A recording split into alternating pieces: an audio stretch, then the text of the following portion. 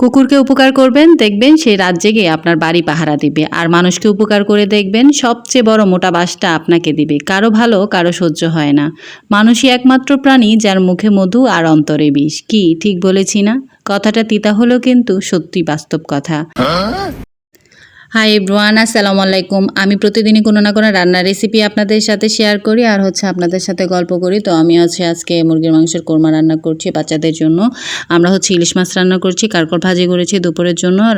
Ryan Rafsan যেহেতু ইলিশ মাছ খায় না আর ওরা কাঁচাও বাঁচতে পারে না, আর ইলিশ মাছের প্রচুর পরিমাণ কাটা, তো ওদের জন্য মুরগির মাংস রান্না করছি। মুরগির মাংস যেহেতু বাচ্চারাই খাবে, যার কারণে আমি ওদের কোরমায় রান্না করে দিচ্ছি, যেহেতু ওরা ঝাল খেতে পারে না। আর আমি এটা ভালো করে মাখিয়ে রেখেছিলাম। মুরগির মাংসটা ছোট ছোট পিস করেই কেটেছি, হালকা বড় রেখেছি, আর রোস্টের সাইজ করিনি, তবে রোস্টের মতোই রান্না করব।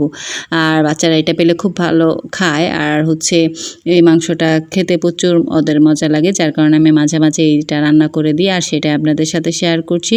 রায়ান রাফসানের জন্যই আজকের এই রান্নাটা। আমি মাংসটাকে ভালো করে মাখিয়ে রেখেছিলাম, যত প্রকার মশলা আছে, আদা বাটা, তারপর বাদাম বাটা, আর হালকা একটু গুঁড়ামরিচ দিয়েছি, সাথে ধনিয়া গুঁড়া একটু দিয়ে ভালো করে মাখিয়ে রেখেছিলাম। এখানে আমি কিছু লেবুর রসও দিয়েছি।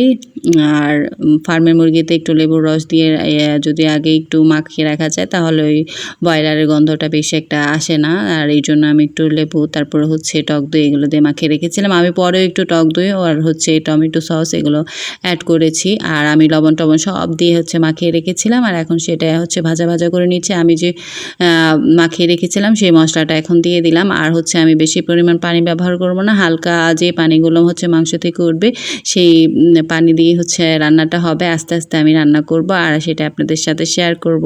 ভালো লাগলে লাইক কমেন্টস করবেন। আল্লাহ হাফেজ, টাটা।